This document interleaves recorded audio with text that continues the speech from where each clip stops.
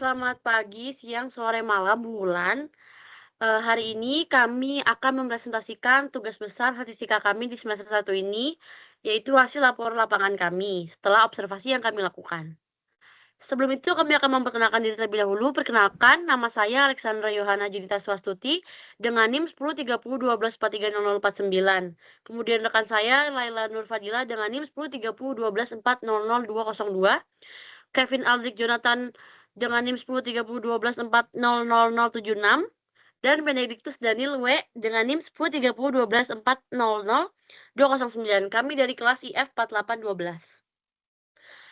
Kemudian, mengapa kami melakukan observasi ini dan tugas ini? Tentu saja karena ini sebagai proyek final mata kuliah Statistika Subcal 4.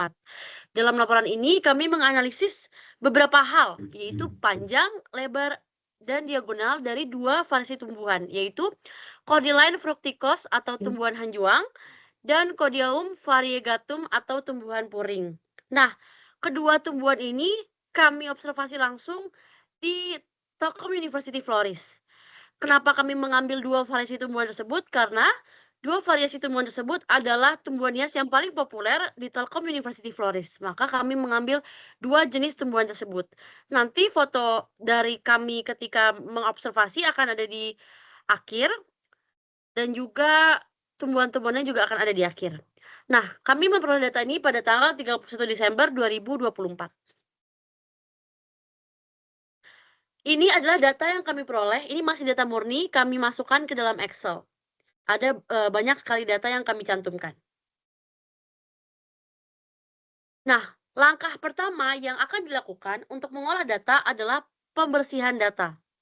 Mengapa kita melakukan pembersihan data? Karena ketika kita memasukkan data tersebut, tentu saja pasti kita memungkinkan sekali untuk mengalami namanya human error. Maka contoh yang kami dapatkan human error pada data ini adalah data nomor tanaman yang tidak berguna pada analisis data dan juga penggunaan koma dalam desimal di Excel. Karena dalam desimal di Excel kita menggunakan titik untuk mewakili desimal. Karena ketika ada kesalahan seperti ini akan membuat pengolahan data yang akan diolah menjadi terganggu dan tidak berjalan dengan baik. Maka itu diperlukan pembersihan data. Selanjutnya silakan Kevin. Oke, selanjutnya setelah data yang kita dapatkan tadi, kita memiliki dua set data yang ada, yaitu data keseluruhan dan juga data yang dibagi per spesies. Nah, kita masuk pada analisis data. Dalam analisis data ini, kita menggunakan library seperti yang tertera pada layar sini. Selanjutnya, masuk pada summary data. Kita memiliki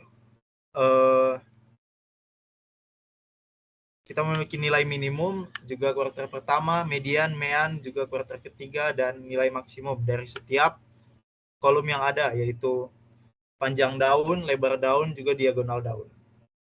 Dari data-data tersebut, kita bisa membuat box plot seperti yang tertera pada ini. Selanjutnya. Dan ini merupakan box plot dari masing-masing spesies. Bisa kita lihat secara keseluruhan daun puring itu lebih kecil dari panjang, lebar, juga diagonalnya. Dapat kita lihat dari box plot tersebut tertulis bahwa hanjuang memiliki panjang daun, lebar daun, juga diagonal daun yang lebih besar dari puring. Oke, baik. Selanjutnya kita masuk ke histogram dengan box plot. Pada yang pertama ada histogram data panjang daun. Pada histogram tersebut diketahui bahwa squiness-nya positif. Terus yang kedua ada histogram data lebar daun. Pada histogram tersebut diketahui bahwa squiness-nya yaitu negatif. Yang ketiga ada histogram data diagonal daun. Pada histogram tersebut diketahui squiness-nya yaitu positif. Baik, selanjutnya heat map. Di heat map ini kita lihat bahwa semua warnanya itu berwarna biru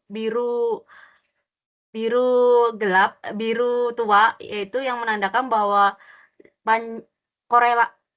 korelasi panjang daun diagonal daun dan lebar daun itu sangat kuat. Semakin warnanya semakin warnanya gelap, maka korelasinya semakin kuat. Sedangkan semakin warnanya terang, maka korelasinya semakin melemah. Nah, di samping itu ada di bagian samping gambar itu ada warna biru dan merah. Nah, yang biru itu menunjukkan positif, sedangkan yang merah itu menunjukkan negatif. Lalu kita bisa menyimpulkan semua data-data yang kita lihat ini dalam satu diagram besar kayak gini. Ini diagram ini menyimpulkan 3 bagian. Pertama, kita melihatkan scatter plot-nya. Maaf, scatter plot-nya di sini, kita bisa lihat histogramnya dan juga kita bisa melihat korelasinya. Seperti yang tadi kita lihat, ya betul, korelasinya emang kuat banget. Sebagai contoh, korelasi antara panjang daun dan diagonal daun itu 0,96 atau hampir 1. Dan setiap kita menggunakan korelasi Pearson, ini berarti kita memiliki korelasi kuat yang linear juga. Sebagai contoh, kita bisa lihat sejak ini 0,96 ini di pojok atas kanan, kita bisa lihat di pojok bawah kiri. Itu adalah scatter plot panjang daun terhadap diagonal daun. Dan dengan ini kita kelihatan, oh ternyata korelasinya emang hampir kayak sebuah garis.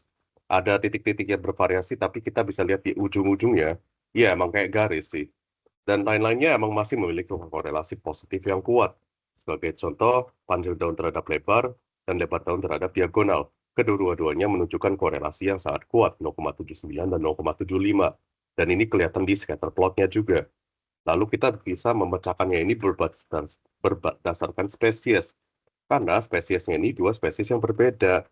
Jadi seringkali sih berguna untuk melihatkan ini. Dan sama juga kita melihat korelasinya kuat banget. Korelasi yang kuat dan positif.